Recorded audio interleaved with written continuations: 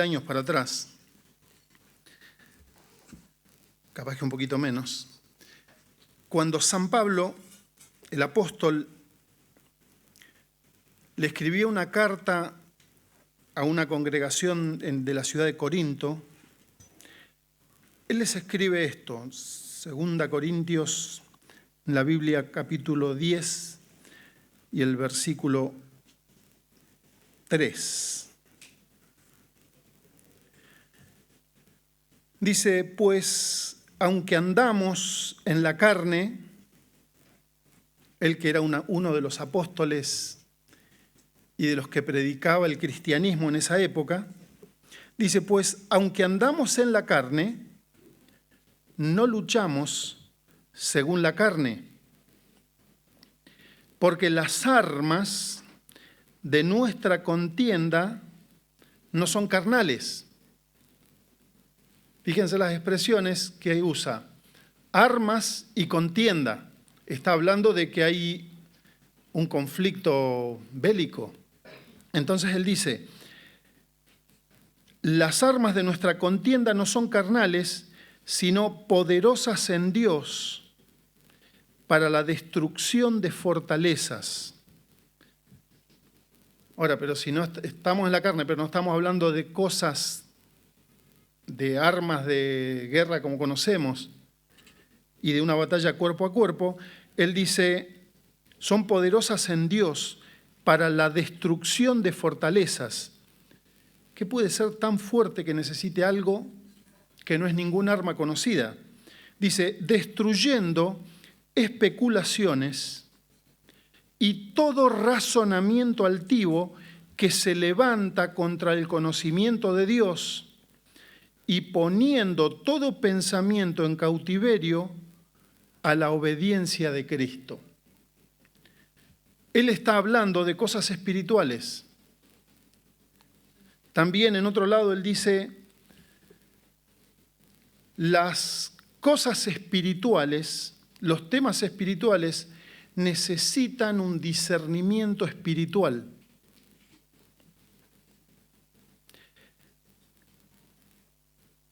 Entonces hoy vamos a hablar de destruyendo mentiras con la verdad. Ese va a ser nuestro tema de hoy. Así que vamos a ir al libro de los Hechos en la Biblia. Los Hechos es un libro, todos conocemos seguramente como personaje general a San Lucas, o lo hemos escuchado nombrar.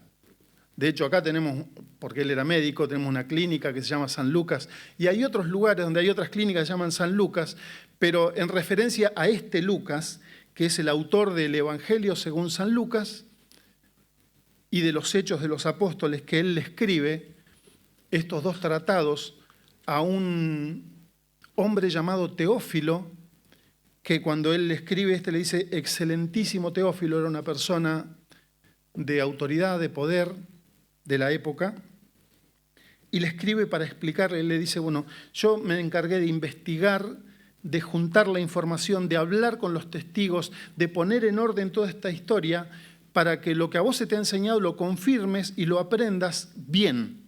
O sea, que lo que yo te voy a contar quiero que vos lo aprendas bien. Que no haya confusión,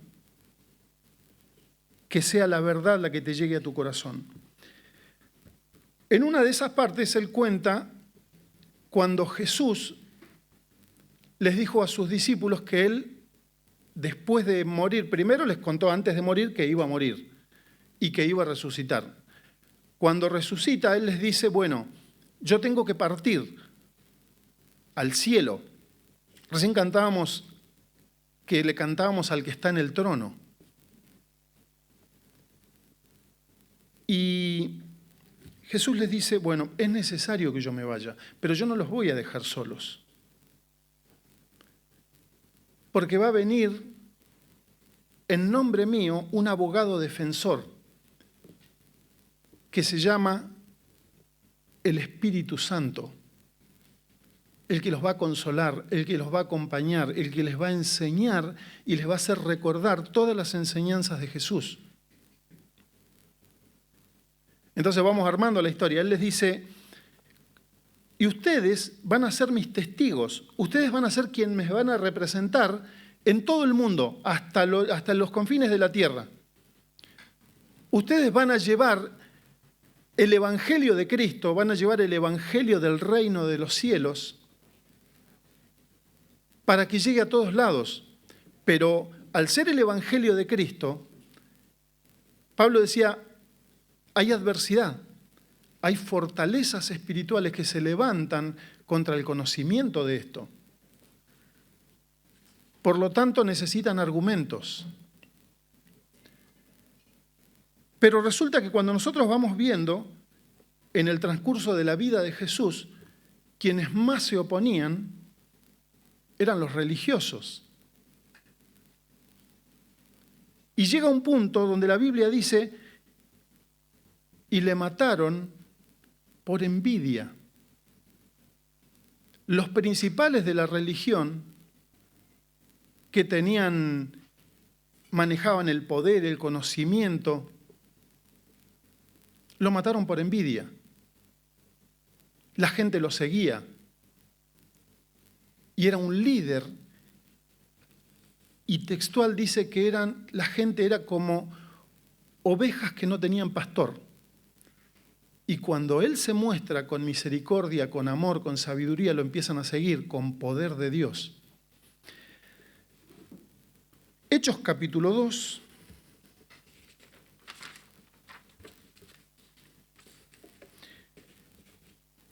Jesús le dijo, ustedes, yo me tengo que ir porque va a venir cuando yo me vaya, ustedes van a recibir el Espíritu Santo.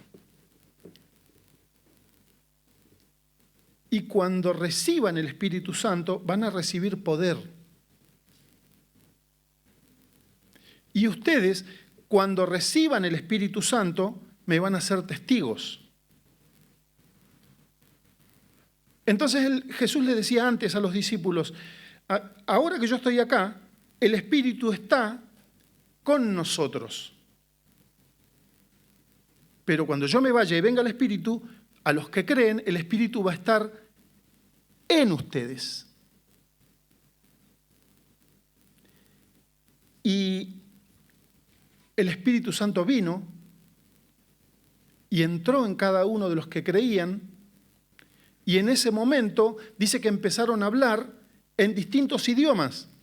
En un momento hubo un gran estruendo, la ciudad estaba llena de gente, Jerusalén, hubo un gran estruendo, descendieron del cielo, dice, como lenguas de fuego que se posaron y entraron en cada uno de los que creían, y empezaron a hablar en idiomas distintos. Y como había gente de todo el mundo conocido, empezaron a escuchar que los discípulos de Jesús hablaban en las lenguas de ellos, de distintos lugares, hablando el Evangelio de Cristo, las maravillas de Dios, y todos decían, ¿cómo puede ser? ¿Qué están diciendo? Nosotros los conocemos a estos que son de acá, son gente sin estudio. ¿Cómo pueden estar hablando nuestros idiomas? Entonces, el versículo 12 dice, todos, o sea, la multitud, era una multitud de gente, 12 dice, todos estaban asombrados y perplejos. ¿Estamos bien? Sí. Asombrados, o sea, la expresión era esta, estamos asombrados y perplejos, diciéndose unos a otros, pero eran muchos, unos a otros. ¿Qué quiere decir esto? ¿Por qué hablan en tantos idiomas? Pero otros se burlaban y decían, están borrachos. Fíjense, unos asombrados que escuchaban que hablaban las maravillas de Dios, y los escépticos, los burlones que evidentemente siempre hubo, y más aún con cuestiones de la fe y espirituales, dice, y otros decían, están borrachos. Entonces Pedro, el apóstol Pedro, poniéndose en pie con los otros 11 apóstoles, que eran 12, uno reemplazó a Judas, el traidor, poniéndose en pie con los 11, alzó la voz y les declaró: varones judíos, porque estaba en Jerusalén y era una fiesta judía justo, y la multitud dice: y todos los que vivís en Jerusalén, sea esto de vuestro conocimiento y prestad atención a mis palabras. Porque estos no están borrachos como vosotros suponéis, pues apenas es la hora tercera del día, las 9 de la mañana, en esa época, o sea, de acuerdo a ese calendario y horario que manejaban. Entonces Pedro se levanta y a los que le estaban diciendo están borrachos, les dice, hasta ni siquiera, no subestimen hasta la inteligencia, sabemos que uno se puede emborrachar, pero no. Dice, son las 9 de la mañana. ¿Quién se emborracha a las 9 de la mañana? Entonces dice, a ver, todos los que viven en Jerusalén, dice que esto que les voy a decir ahora, ustedes sea de vuestro conocimiento y presten atención a mis palabras. Dios le ha dado un gran valor al prestar atención. Porque cuando Dios nos quiere hablar, nos llega de alguna manera el mensaje que Él nos quiere dar. Cuando Dios está hablando a nuestro corazón, a nuestra conciencia, Dios quiere que escuchemos un mensaje y que prestemos atención, porque a partir de ahí ya somos responsables de ese mensaje que Dios nos hace llegar.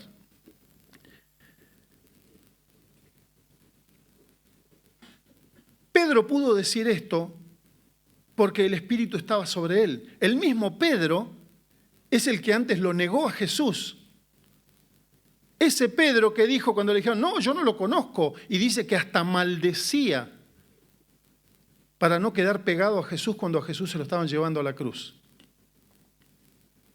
Y ahora este Pedro lo vemos poniéndose en pie, alzando la voz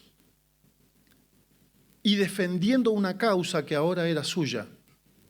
Porque ahora el Espíritu no estaba con él, el Espíritu ahora estaba en él. Y él podía hablar, guiado por el Espíritu Santo, lo que les iba a decir. Y les dice, presten atención, y le está hablando al pueblo judío de ese año, de hace 2000 años atrás, que ellos habían crecido conociendo todo lo que era, lo que nosotros llamamos el Antiguo Testamento. Para ellos no era el Antiguo Testamento, era el único testamento. Ellos habían sido educados con lo que se llama el Pentateuco, la historia del Génesis, Éxodo, Levítico, Deuteronomio, todo, y conocían de memoria todo lo que dicen esos libros. Y conocían a los profetas, y ellos se habían criado con los profetas y tenían muchas historias, y todas las conocían y las guardaban en el corazón o en la memoria. Entonces Pedro les dice, estos no están borrachos como ustedes suponen, porque es apenas la hora tercera del día. No supongan, no empiecen a suponer, porque cuando ustedes empiezan a suponer, le están quitando lugar a la verdad. Cuando yo empiezo a elucubrar ideas, pensamientos que después yo mismo, porque yo los pensé, creo que son reales, o porque los escuché o porque los leí, y me empiezo a generar en mi mente, en mi corazón, fortalezas mentales que son muy difíciles de derribar. Algunas en forma de religión, otras en forma de filosofías,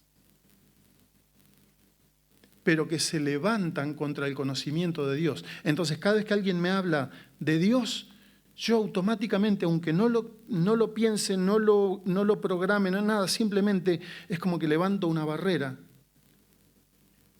y me impide seguir escuchando. Por eso ahora le pedimos a Dios que quite esas barreras, que rompa todo argumento en este momento para que podamos escuchar y entender que esto se trata de una verdad, de la única verdad absoluta. Jesucristo dijo, yo soy el camino, no uno de los caminos. Yo soy la verdad, no una de las verdades. Yo soy la vida, no una forma de vida. El otro día escuchaba a alguien que decía, ¿cuántas religiones hay?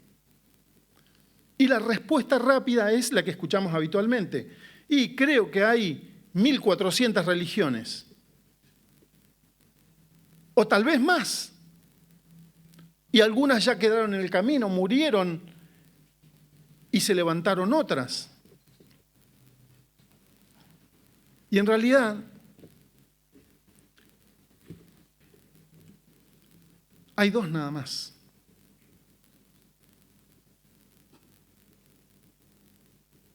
Y Jesús dijo, el que cree en Él como Salvador y el que no cree. Póngale la forma que quiera, pero es el que cree que Jesucristo es el Salvador, que vino, dio su vida por nosotros, que murió por nuestros pecados y que nos da una salvación gratuita. Y todas las otras formas de pensamiento que excluyen a la gracia y a la misericordia de Dios, nos mandan a hacer cosas para ganarnos el favor de Dios. O sea, hasta pensando que Dios tiene que ver cómo lo bien que nos portamos. Y la verdad que por más que hagamos todas las buenas obras que querramos, no ganamos ni un gramo de misericordia de Dios.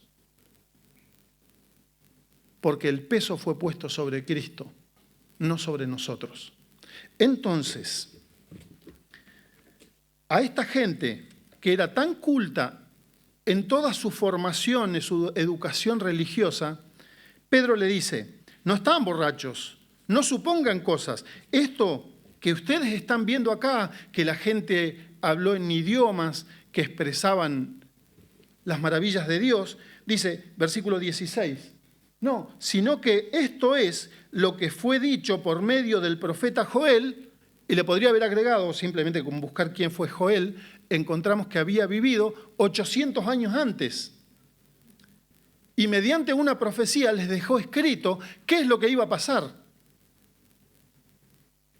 Y ellos conocían al profeta Joel. Entonces le dice, no supongan nada. Esto que ustedes están viendo es lo que fue dicho por medio del profeta Joel. Sucederá en los últimos días, que se refería a este tiempo que estaban viviendo ahí después que se fue Jesús, dice Dios que derramaré mi espíritu sobre toda carne. O sea, está a disposición de todos. Y vuestros hijos y vuestras hijas profetizarán, vuestros jóvenes verán visiones, vuestros ancianos soñarán sueños, y aún sobre mis siervos y mis siervas derramaré de mi espíritu en esos días, y profetizarán. Y mostraré prodigios arriba en el cielo, señales abajo en la tierra, sangre, fuego y columna de humo. El sol se convertirá en tinieblas y la luna en sangre antes que venga el día grande y glorioso del Señor. Y sucederá que todo aquel que invoque el nombre del Señor será salvo. Y ahí dice, versículo 22. Varones israelitas, le está hablando ahí. Escuchen estas palabras. Jesús, el Nazareno, fíjense que Jesús ni siquiera nació en Nazaret, nació en Belén. Pero lo que quería Jesús era que entendiéramos quién era Él. Él usa el sobrenombre que tenía, el Nazareno, y Él mismo se presenta como el Nazareno. Cuando le aparece al apóstol Pablo, le dice, yo soy Jesús, el Nazareno. Cuando él cuenta en este libro de Hechos, allá por el 20 creo que es, dice, se me apareció que yo soy Jesús el Nazareno, el que vos estás persiguiendo. Entonces dice, varones israelitas, escuchen estas palabras. Jesús, el Nazareno, varón confirmado por Dios entre vosotros, con milagros. Todos conocemos los milagros que hizo Jesús. Prodigios, señales que Dios hizo en el medio de ustedes a través de Él. Fíjense, Dios antes les había hablado por medio de profetas, había hecho milagros, los habría librado de la esclavitud, les había destruido a los enemigos, también los había castigado. Ellos habían vivido a Dios de muchas maneras. Entonces ahora les dice, a ver, Dios hizo en el medio de ustedes, le está diciendo a esa multitud, en el medio de ustedes, Dios hizo a través de Jesús todo tipo de milagros. Y ustedes lo vieron, cómo sanaba a los ciegos, cómo un paralítico, un inválido lo hacía caminar, una mujer con una hemorragia permanente la sanó en el acto, cómo resucitó muertos, etcétera. Es más, uno de los escritores dice, la verdad que si se escribieran libros sobre todo lo que Jesús hizo en esos años que estuvo en la tierra, no alcanzaría el mundo para armar la biblioteca. Entonces aquí les dice, ustedes saben todo lo que hizo Jesús. No fue oculto, fue público. Lo seguían multitudes por años. Los expuso las mentiras de la religión, las mentiras del poder.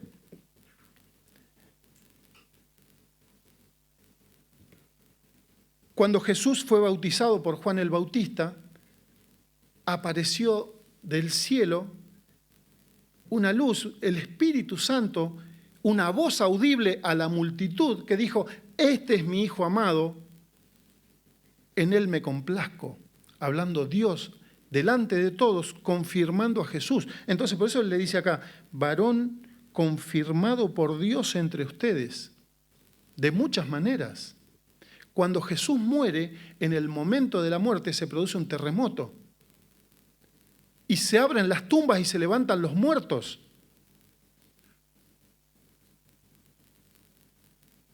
Sucedieron muchas cosas. Y le dice, como ustedes saben, a este, versículo 23, a Jesús, entregado para morir por el plan, escuchen esto, entregado por el plan predeterminado y el previo conocimiento de Dios, estaba en el plan de Dios que Jesús muriera por mis pecados y por los tuyos y los de toda la humanidad. Dice, pero a este, entregado por el plan predeterminado y el previo conocimiento de Dios, ustedes lo clavaron en una cruz por manos de impíos y lo mataron. Que estuviera previsto que muriera así, pero los que lo hicieron por su propia maldad.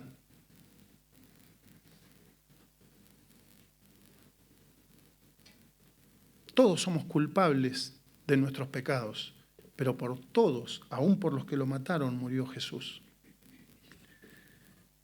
Qué feo estar en el plan de Dios como los que lo mataron, ¿no? Pero como mal ejemplo.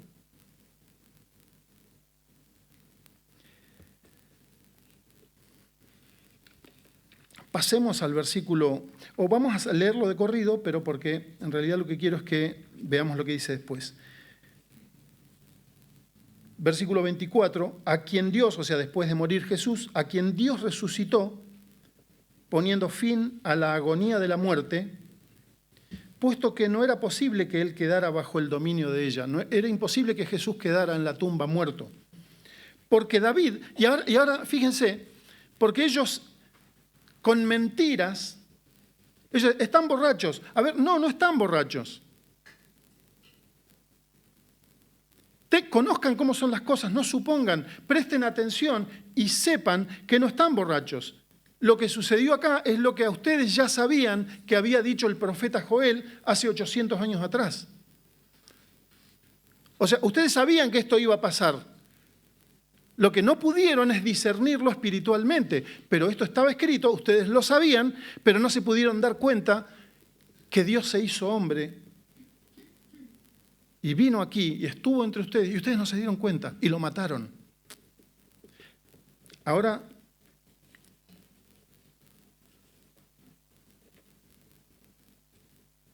les dice, el plan predeterminado. Estaba escrito que el Mesías iba a venir y que iba a morir. Dios aborrecía que los pueblos paganos, enemigos del pueblo de Dios, tengan lugar ahí porque tenían prácticas diabólicas, adoraban demonios y más aún usarlos para matar al Mesías. Abominable.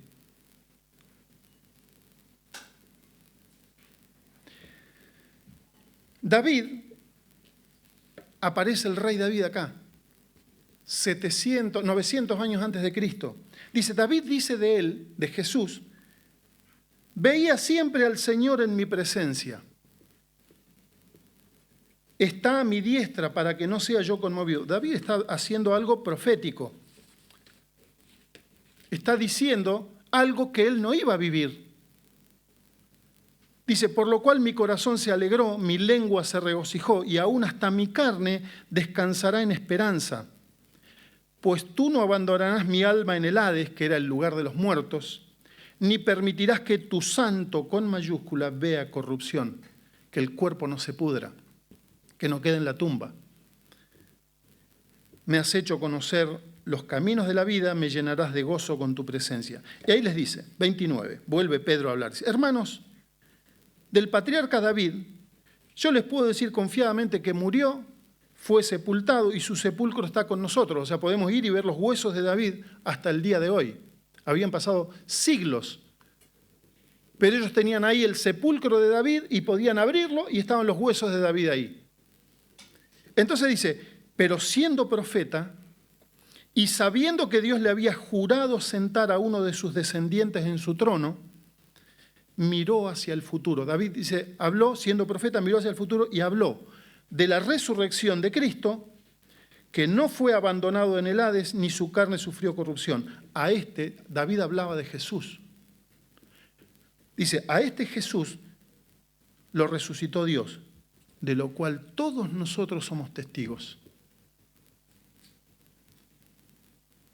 Ustedes sabían, por medio de David, porque ustedes cantan los salmos de David, los leen, y ustedes conocen las profecías, y decía David, porque no estaba hablando de él, de sí mismo, que iba a resucitar. David está muerto.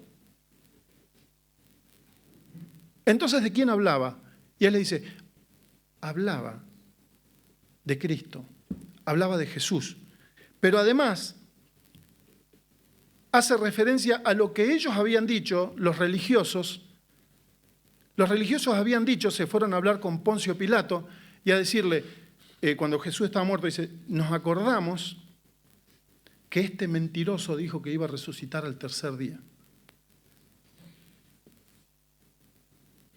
Entonces, David no ascendió a los cielos. Vamos al 32. Un vaso de agua.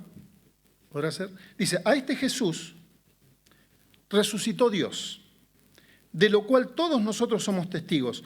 Así que, exaltado a la diestra de Dios, ahora en el trono de Dios, habiendo recibido de Dios Padre la promesa del Espíritu Santo, ha derramado esto que ustedes ven y oyen. Fíjense cómo el proceso se cumple completo. A ver, ustedes lo mataron, Dios lo resucitó, lo elevó, lo exaltó. Y ahora Él, Jesucristo, les está cumpliendo la promesa que les iba a enviar el Espíritu Santo. Entonces, después de todo ese proceso, vuelve al principio y les dice, así que esto que ustedes están viendo ahora es que Jesús derramó el Espíritu que prometió que iba a derramar. ¿Para quién? Para los que creen. Versículo 36. Sepa pues, con certeza, o sea, tengan certeza sobre esto, todos ustedes, que a este Jesús, al que ustedes crucificaron, les está hablando a ellos. Sepan ustedes que han mentido sobre él, que han conocido la verdad. Gracias, Marcelo.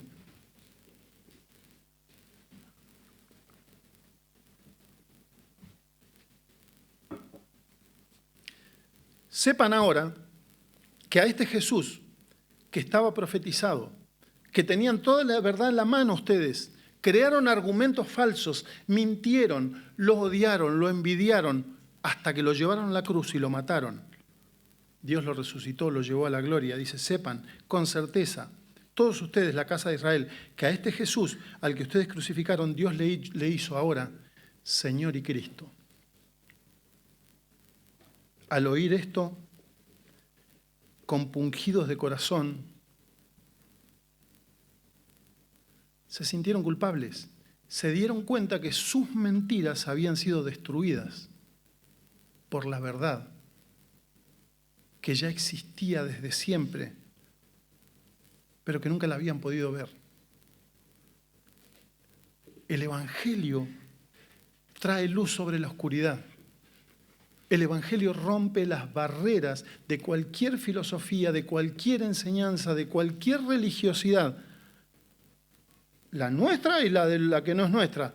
Toda religiosidad se rompe ante el Evangelio de Cristo, ante el mensaje de salvación. Así que le dijeron, compungidos de corazón, muy tristes, sintiéndose culpables, le dicen a Pedro y a los demás apóstoles, hermanos, ¿qué haremos? Y Pedro les dijo, arrepiéntanse y sean bautizados cada uno de ustedes para el perdón de pecados, y ustedes también recibirán el don del Espíritu Santo. El proceso es ese. Entiendo el mensaje. Dios me llama a arrepentirme de haber vivido sin Él, de no haber creído, y Él me invita a creer, a reconocerlo a Él como Señor, como Salvador de mi vida para toda la eternidad. Y además, cuando creo, el Espíritu Santo ya deja de estar en mis entornos y ahora vive en mí, lo que Dios dice que es una nueva creación.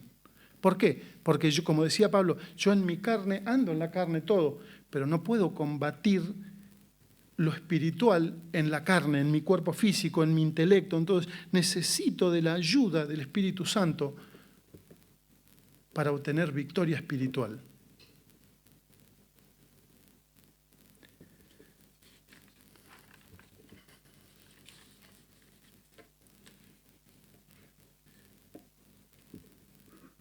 Muchos años atrás, más atrás, el rey Saúl, que fue el primer rey de Israel, desobedece, peca y trata de justificarse con hechos.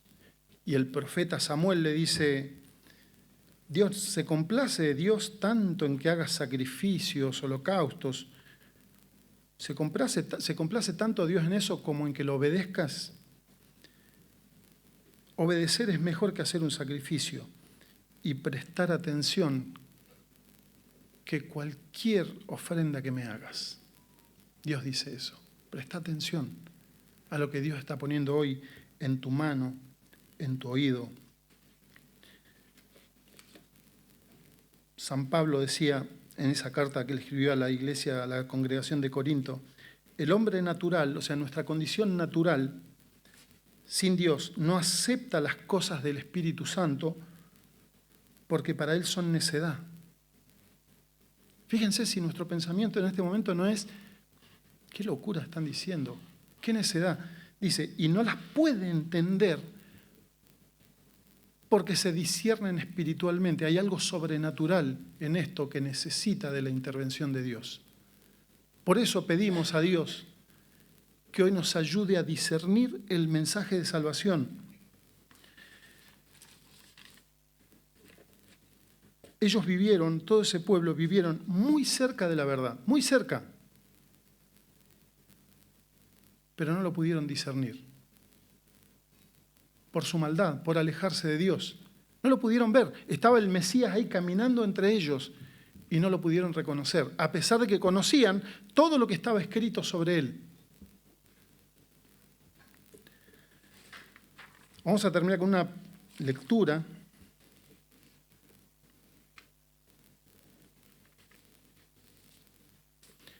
San Juan 14.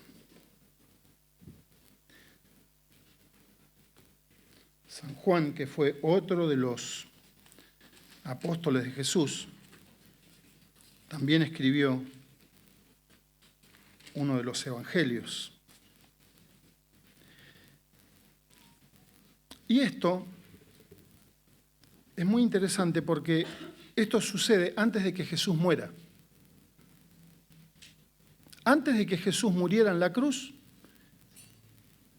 Juan registró estas palabras de Jesús. Versículo 15. Lo voy a leer en una versión más sencilla. La tengo acá escrita, perdón. Jesús dijo, me voy a tomar otro vasito, otro poquito de agua y arranco para finalizar. Jesús dijo, Juan 14, 15, si me aman, obedezcan mis mandamientos. Y yo le pediré al Padre. Fíjense que Jesús está hablando a futuro. Nosotros ya leímos lo que pasó.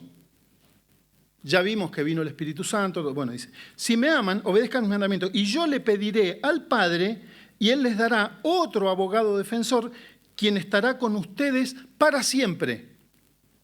Me refiero al Espíritu Santo, quien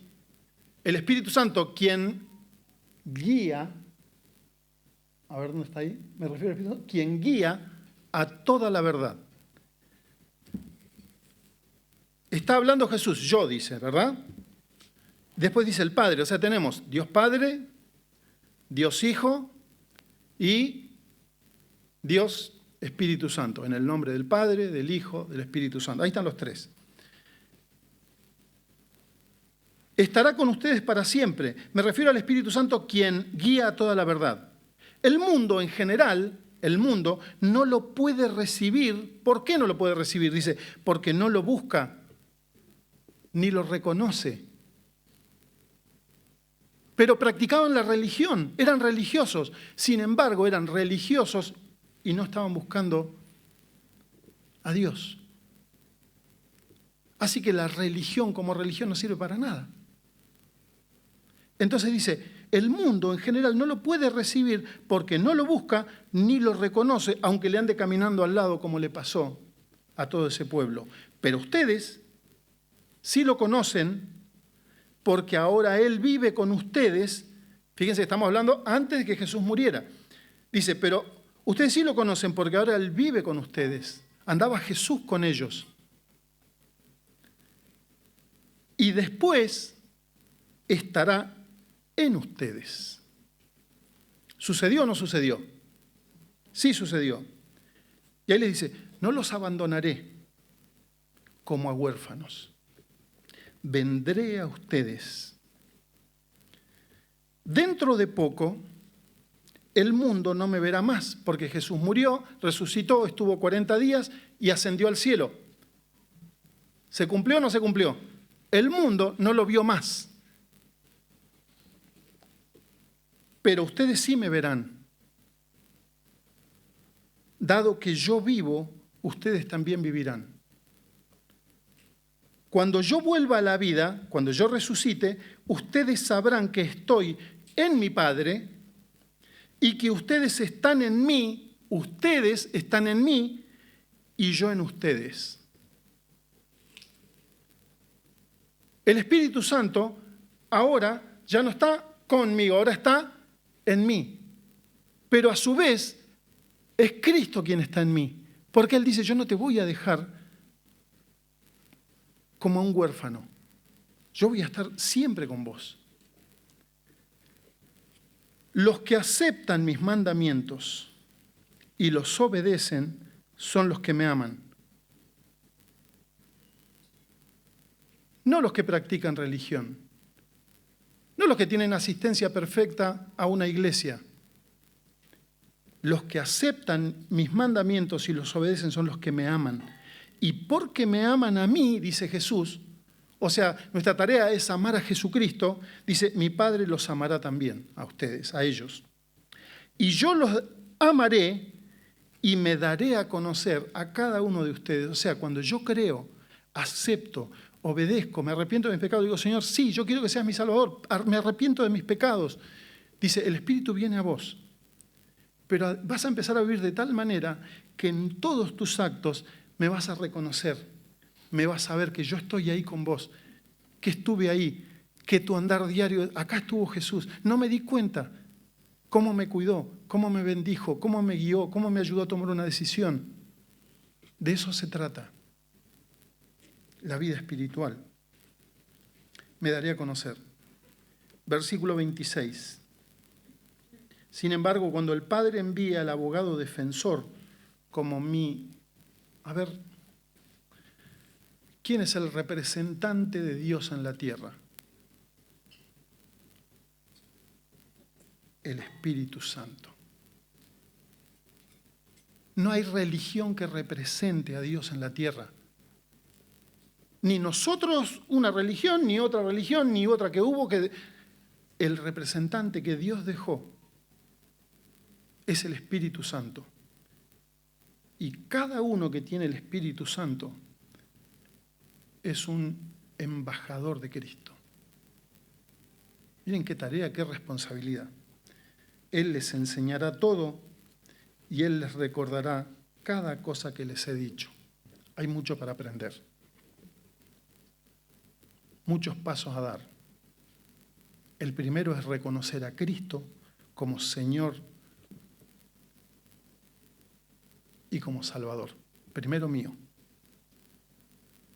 Y con el Espíritu Santo en mí, quizá alguno también me tilde de loco. Alguno se burle.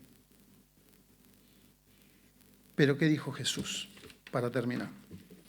Les dejo un regalo, versículo 27.